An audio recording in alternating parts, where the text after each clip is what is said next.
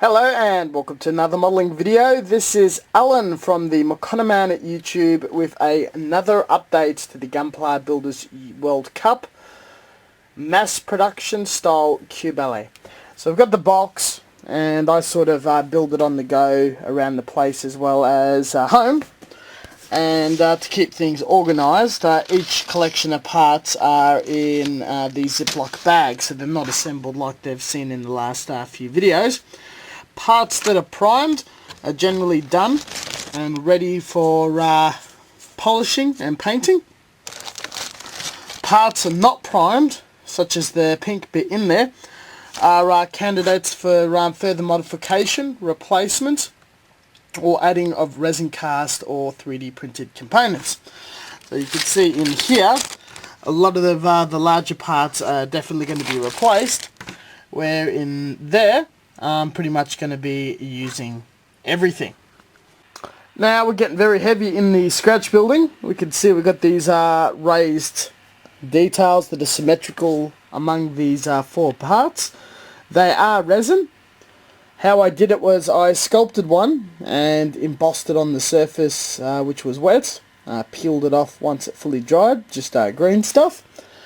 And I made a silicon mould, which is very rough. This is actually one of the first attempts I've ever had at resin casting, so this is a very early mould, my second or third attempt. I've learnt just for this project alone, and this is a rough idea of the casting that it looked like.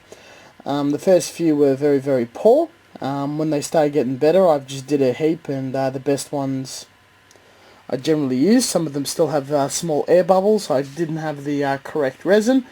But it's all good and fun, a little bit of putty, and that should not be a problem. They were laid down with super glue. Since silicone spray lubricant was used, they were cleaned in the ultrasonic cleaner with detergent and sanded back before gluing.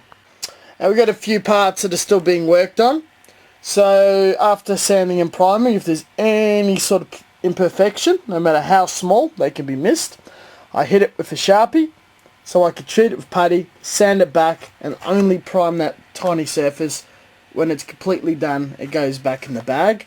The heel bits are very recent, so there is still quite a few, being the third session of repairing to go.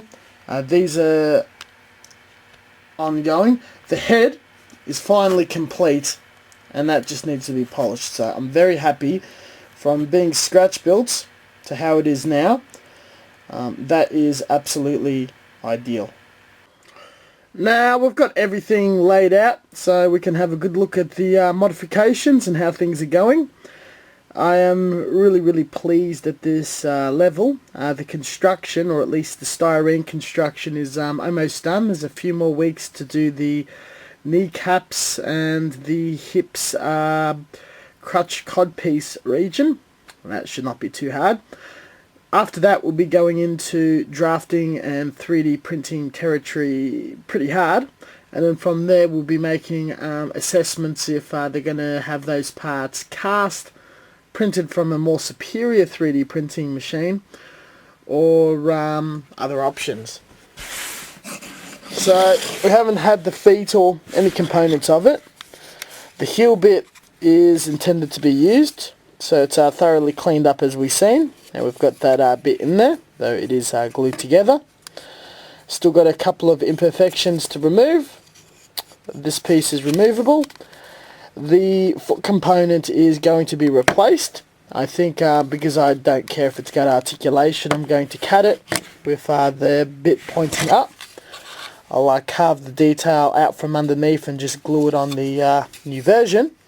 And I will have a hole and just using magnets. I'll probably use a couple of 8x2 mil, nice and strong. Looking at the other one, that insert is created like this. So there was tabs sticking out. It was just cut off and sand. It actually clicks in. It's a bit hard to remove. You need to use a knife to or a part separator to pry it out. So all it has to be is painted, a little bit of PVA glue set in, and it's permanently on its way. This is a part that is used to combine the binder onto the shoulder. We looked at it last time. This void was filled with putty, sanded multiple times, and there was a flash around it.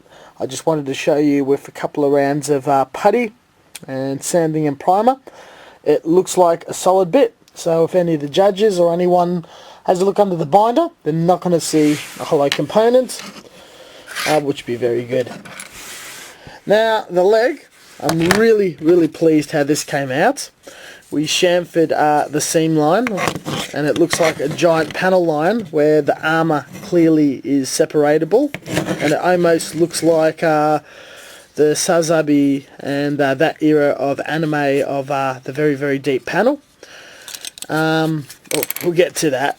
That's been chamfered as well, and a hole cut in to show the colour of the inner frame. Now the genius of that is I used my ultrasonic knife and cut this component out, and it just clips straight into the peg. So as it was removed, the peg was actually cleanly cut in half and filled with putty, and it snaps in. You also notice I have not really painted the inner frame, so there's not going to be fitting issues, and things like those joints will be painted later, but not too much. There'll be a bit of sanding to make sure it's adequately not too stiff. The kneecap is a completely different design. I'm going to snap together the existing one, slice off the front and re-sculpt it as a bowl. That bowl will be removed from that part, cast in resin, and there'll be two replicated ones to stick either side. Should be very easy. This is the whole assembly, so I think just from afar you can see that the panel line is just really pronounced and quite obvious. It blends all in, and then afterwards, because I spent a lot of time puttying and cleaning up every bit of imperfection, it's going to be sanded further down to 8,000 or 6,000 grit, polished, and then I can use very high metallics and pearlescence and whatnot, a few clears, polish it further, give it a really deep gloss. And then we've got the arm, where we've got these raised detail, which again, from afar, and the other details, it's going to really stand out. I was going to pin it, click it in, click it out. That didn't work out, so it's going to be glued in. Or it already is glued in, but it's going to be puttied up, cleaned up, and those parts shall be hand painted or masked and airbrushed. So that's not a big detail. The rest of the arm, no work compared to the last video. Again, torso, nothing. The head is finally finished with sanding and putting, but the assembling due to thickness and whatnot doesn't quite agree. So I'm going to get rid of this and that, and just incorporate a magnet and hope no one looks underneath, which I don't think they will. From the back, it shouldn't be too weird. I might just glue some wires and obstruct it with random ass detail. Shit. All of this doesn't look too presentable now. I'll be putting it back in their plastic bags, continuing, and in 2-3 weeks I shall do another video and show further progress.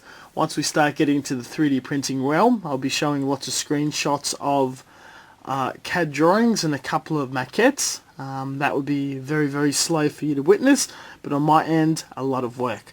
But the base model is all there, and that's all going quite well.